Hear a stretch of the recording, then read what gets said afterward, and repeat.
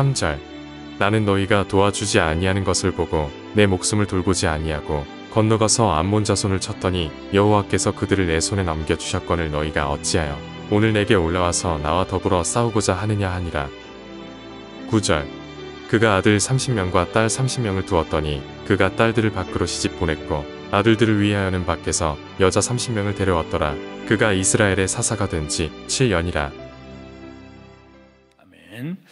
오늘 우리가 사사기 12장의 말씀 함께 살펴봅니다. 11장에 우리 사사 입다가 암몬 자손과의 전쟁을 하게 될 때에 입다는 이제 하나님께서 이제 이기게 하시면 나를 환영하는 사람, 집에서 환영하는 제일 첫 번째 나오는 누구든지 그를 드리겠습니다 했는데 자기의 무남동녀 딸이 나와서 아버지의 그 계선을 환영을 하다가 결국은 입다의 서원 때문에 딸이 죽습니다. 그러니까 전쟁에서는 승리했지만 딸이 죽었다는 것, 무남동녀 딸이 죽었다는 것은 아버지에게 있어서는 가장 큰 슬픔이기도 합니다.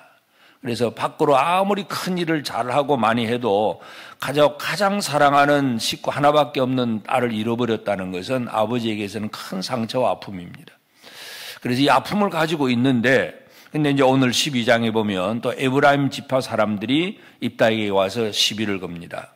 에브라임 사람들은 이것이 첫 번째가 아닙니다. 8장에 보면 기드온이 전쟁을 하러 가고 300명이 막 이제 그 미디안 사람을 치러 갈 때에 또 기드온을 막 추격을 하고 지금 바쁜데 에브라임 사람들이 기드온을 붙잡고 왜 우리를 초청하지 않았냐 그러고 시비를 겁니다. 그때에는 기드온이 에브라임 사람들을 지금 적군 도망을 가고 있는 그런 아주 긴박한 순간이기 때문에 기드온은 그 에브라임 사람들을 잘 달래주었습니다. 너희가 나보다 훨씬 낫다 그러면서 그냥 그들의 마음을 달래주고 기드온은 자기 대적을 치러 갔습니다. 그런데 지금 이 두 번째로 입다가 또 이렇게 전쟁을 하고 돌아와서 승리한 상태에서 에브라임 사람들이 또 입다에게 와서 또 그런 식으로 얘기를 합니다. 왜 우리를 부르지 않았냐?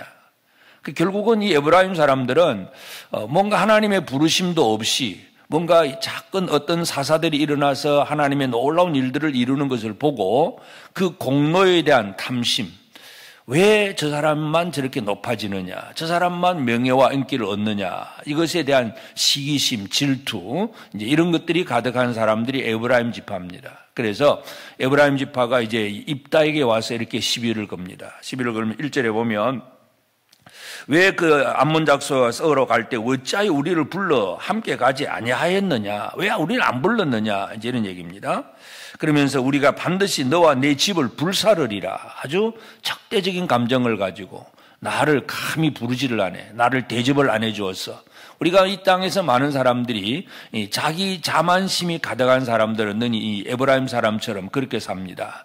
남들이 나를 좀 한 자리 그 자리를 마련해 주고 또 어떤 인사받는 자리에 좀 올려주고 뭐 어떤 명단에도 좀 넣어주고 그러면 좀 괜찮은데 나 무시당했다고 생각을 하고 그냥 이렇게 자기 오만함을 가지고 그렇게 나는 사람들, 일을 잘하는 사람에게 오히려 시비를 거는 이제 그런 일들을, 그건 옛날이나 지금이나 똑같습니다. 에브라임 사람들이 지금 그렇게 하고 있습니다.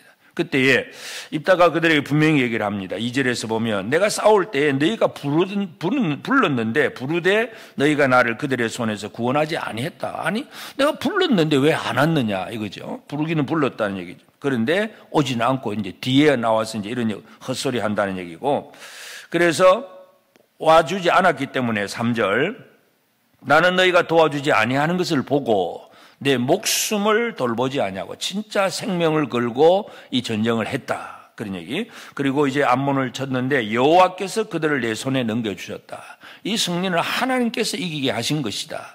너희가 도와주고 말고 그거 상관없이 그냥 나는 너희들이 안 도와줬기 때문에 내가 생명 걸고 일했고 하나님이 우리를 도와주셨다. 이 승리가 하나님께로부터 나왔다는 사실, 이것을 얘기한 겁니다. 그런데 너희들 왜 나와 더불어 싸우고자 하느냐, 이런 식으로 결국은 입다가 이제 길라 사람들을 모아가지고 에브라임 사람과 이제 전쟁을 벌이게 됩니다. 이 에브라임 사람들이 또 그 다음에 이제 그 4절에서도 보면, 4절 뒤에 보면 에브라임의 말이 너희 길라 사람은 본래 에브라임에서 도망한 자로서 에브라임과 므낫세 중에 있다 하였습니다. 결국은 이 요셉의 아들 에브라임 지파, 므낫세 지파 두 지파가 나누어지고, 그리고 이제 결국 12지파 중에서 이제 이렇게 에브라임, 므낫세가 벌써 이제 지파가 각각의 지파별로 등장을 하고, 요단 동편의 땅을 차지한 사람은 므낫세 지파 중에 마길입니다. 그리고 마길의 후손 중에서 길앗이 나옵니다. 그러니까 아버지, 할아버지로 쭉 올라가면 하나의 지파이긴 하지만 이미 에브라임, 므낫세는 지파가 나누어진 상태고, 그런 상태에서 길앗 사람들은 이제 그 에브라임 사람하고 이제 벌써 세월이 흘러서 지파가 다르다는 사실을 분명히 알고 있습니다. 그런데 에브라임 사람들이 너희들은 우리에게서 도망한 사람들이다, 이제 이렇게 도망자다, 이렇게 표현을 하고 있습니다. 그러니까 입다가 더 분노한 것이죠. 그러니까 같은 형제인데 왜 우리에게 도망했느냐 하니까 이미 형제가 아니다 하는 이런 식입니다. 그래서 결국 이제 전쟁을 하게 되고, 이제 길앗 사람들이, 입다와 함께하는 그 길앗 사람들이 이제 전쟁을 벌이다가 이제 요단 나루턱을 이제 먼저 장악을 합니다. 요단강 나루턱이라고 하는 것은, 요단강은 아주 깊지 않습니다. 얕은 곳이 있고 그냥 걸어서도 건너갈 수 있는 그런 계절별로, 물론 물이 넘칠 때도 있지만 계절별로 보면 그냥 수심이 아주 얕아서 그냥 빨리 건너갈 수 있는 그런 곳이 있기 때문에 그 나루턱을 이제 입다와 그 길앗 사람들이 먼저 진을 장악을 하고, 에브라임 사람들이 이제 건너가려고 하면, 자기 쪽으로 건너가려고 하면 이제 물어봅니다. 네가 에브라임이냐? 아니다. 그러면 이제 발음을 하게 합니다. 시볼렛이라고 한번 해봐라.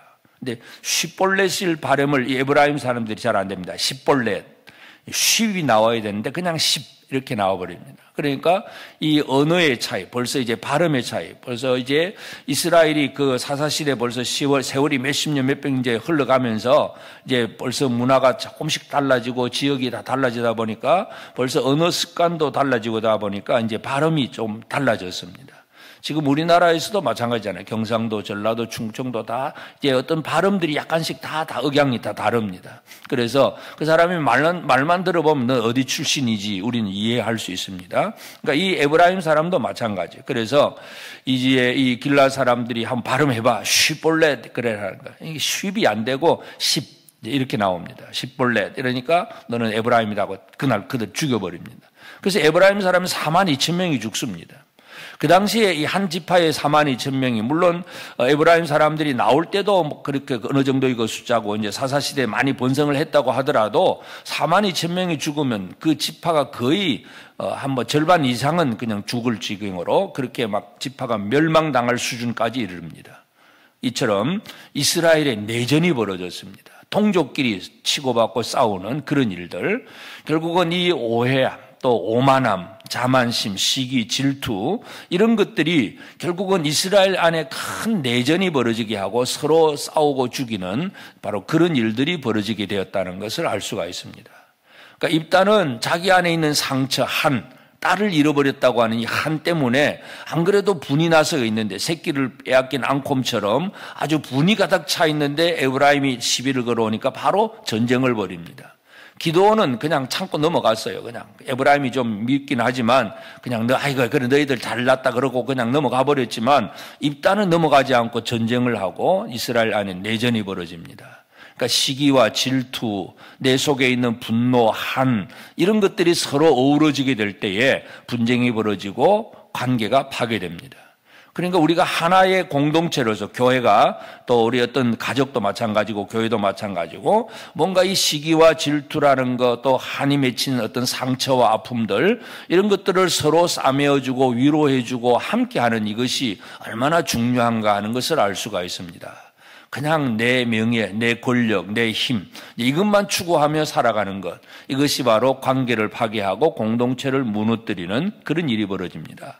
그래서 사사시대의 특징을 보면, 이제 이렇게 외부에서 적군이 쳐들어오면 하나님 또 이제 부르짖고, 하나님은 사사를 세워서 그들을 구원하고, 계속 그런 사이클이 지금 돌아가고 있는데, 하여튼 이 입다가 전쟁을 하고 와서는, 암몬을 치고 와서는 이 에브라임 지파와의 싸움을 벌이고, 에브라임 사람들이 그렇게 많은 사람들이 죽었다는 거, 이것이 참 아픔이기도 합니다. 이스라엘 안에 진정한 평강이 이루어져야 되는데 이 평강이 이루어지지 못하고 있는 그런 모습들.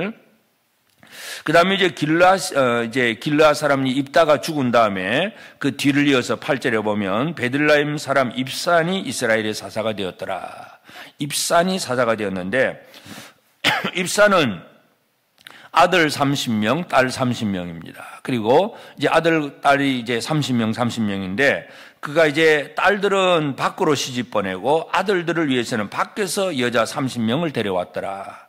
여기서 밖이라고 하는 것은 어떤 이스라엘 민족 밖을 얘기하는 게 아니라 그 지파 밖으로 다른 가문, 다른 지파 사람들과 결혼을 한 것으로 우리는 이해할 수 있습니다. 왜냐하면 이 사사가 다른 민족하고 어울려버리고 우상숭배해버리면 더 큰 문제가 생깁니다. 그래서 대부분의 학자들은 그냥 가문 밖에서 이렇게 영접했다. 결국은 그 얘기는 뭐냐 하면 입다와 에브라임의 지파가 그저 에브라임 지파, 므낫세 지파가 전쟁을 벌인 그런 결과입니다.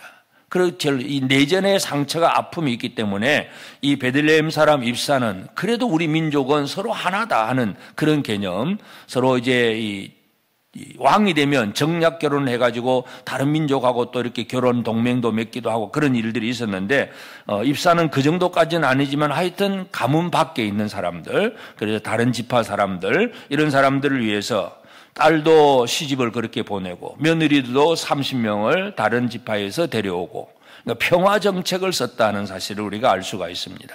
그래서 이 입산의 통치는 이와 같이 평화 정책이었다는 거, 그 외에 다른 뭐 큰 사건은 없지만 하여튼 내전을 겪었기 때문에 상처를 잘 쓰다듬는 그리고 잘 이렇게 마무리하는 작업, 이것이 바로 입산의 그 사역이 있다는 걸 알 수 있고, 그 다음에 이제 엘론, 스불론 사람 엘론이 또 이제 사사가 되었는데 그는 무슨 일을 했는지 그렇게 정확한 기록은 없습니다. 그 다음에 또 13절에 비라돈 사람 힐렐의 아들 압돈이 이스라엘의 사사가 되었다. 이 압돈은 아들 40명, 손자 30명이 있는데 70명이죠. 아들과 손자 합해 70명인데 어린 낙이 70마리를 탔더라. 그랬어요. 어린 낙이, 그 당시에 어린 낙이는 아주 존귀하다 하는 그런 의미 개념이기도 하고 또 그만큼 이제 부유하다는 재물을 이제 부유함을 보여주는 그런 현상이기도 합니다. 그만큼 이제 튼튼해졌다는 얘기입니다. 그렇게 평화 시대가 이루어진 그런 모습을 보여줄 수 있습니다. 하여튼 이제 우리가 이 사사기를 읽어보면 그 여러 가지 이제 사사마다 중요한 어떤 특별한 사건들을 이제 겪을 수 있는데 그 외에 이런 이제 입산이라든지 또 뭐 엘론이라든지 또 압돈이라든지 이런 사람들은 특별한 사건은 별로 없습니다. 그렇지만 그들도 사사로서 한 시대에 그 지역의 사람들을 통치했다는 것. 평화 시대를 이루는 거. 그러니까 전쟁의 시대는 흔히는 이 전쟁에 영웅이 등장한다고 얘기를 하는데 아주 영웅 호글담을 이야기를 할 수 있는 이야기거리가 많은 사람이 있습니다. 그러나 평화 시대를 살아가는 평화 시대의 통치자들은 뭐 특별히 한 게 별로 없는 것 같아요. 그렇지만 하나님 앞에서는 그 평화 시대를 살아가는 사사들이나 또 어려움의 시대를 극복해내는 그런 이제 사사들이나 똑같은 사사들입니다. 그래서 오늘 우리에게 있어도 중요한 거, 뭔가 놀랍고 큰 일을 행한 사람, 아주 특별하게 막 이적도 체험하고 뭐 그런 사람들이나 평화롭게 아무 문제 없이 그냥 꾸준하게 예수를 믿는 사람들이나 하나님 앞에서는 동일한 사람들입니다. 그래서 오늘 이 아침에 우리가 함께 꼭 기억해야 될 것은 내가 가진 은사, 내게 주신 사역이 무엇인가를 알고 그 일에 최선을 다하는 것이 중요합니다. 그래서 뭐 기도원처럼 입다처럼 아주 용감하게 전쟁을 벌여서 승리하는 그런 놀라운 일도 겪을 수도 있지만 그렇지 않은 뭐 입산이나 뭐 이런 엘론 같은 또 이런 사람들처럼 특별한 일을 겪지 않고도 사사로서의 역할도 감당할 수가 있습니다. 그래서 내게 주신 은사가 무엇인가? 평화 시대를 살아가는 사사도 있고 혼란의 시대를 살아가는 사사도 있습니다. 하여튼 어떠한 사사이든지 간에 내게 주신 역할을 제대로 감당해 나가는 것, 이것만이 우리에게 너무나 중요한 일입니다. 그래서 우리에게 있어서 이 에브라임 사람들이 시비를 걸고 왔던 것처럼 오만함과 시기와 질투, 또 이 입다에게 있어서는 딸을 잃어버린 한 맺힘, 이런 것들이 서로 충돌하게 되면 결국은 관계가 무너진다는 것, 파괴가 된다는 사실 다시 한번 기억하면서 우리 교회가 온 성도들이 시기와 질투가 없이 또 내 안에 있는 상처는 진짜 하나님 앞에 스스로 해결해 나가면서 서로 한마음 한뜻이 되는 아름다움을 이루어갈 수 있도록, 그래서 문제가 생기면 입다처럼 싸우는 사람도 나와야 되고, 그런 문제를 해결하는 베들레헴 사람 입사람처럼 또 평화의 시대를 만들어가는 사람도 있어야 되고, 여러 종류의 하나님의 일꾼들이 필요합니다. 그러한 일꾼들이 우리 가운데서 계속해서 일어날 수 있도록 기도하시고, 우리 교회가 이 시대에 참으로 하나님만을 제대로 섬길 수 있는, 하나님께서 제대로 사용하시는 그런 교회가 되도록, 이 나라 이 민족을 위해서 쓰임받는 교회가 되도록 우리가 함께 기도하며 나아가고, 그 일에 쓰임받는 우리 모두가 되어지기를 주의 이름으로 축복합니다. 기도하십시다. 이제 오늘 받은 말씀으로 함께 기도하겠습니다.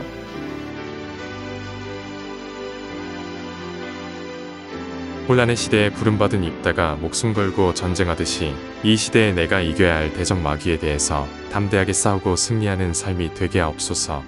동족의 내전에 참상을 아는 입산 사사가 다른 지파와 하나됨을 위하여 노력하듯이 나의 주변 형제들과 하나되는 일에 힘을 다하는 삶을 살게 하옵소서.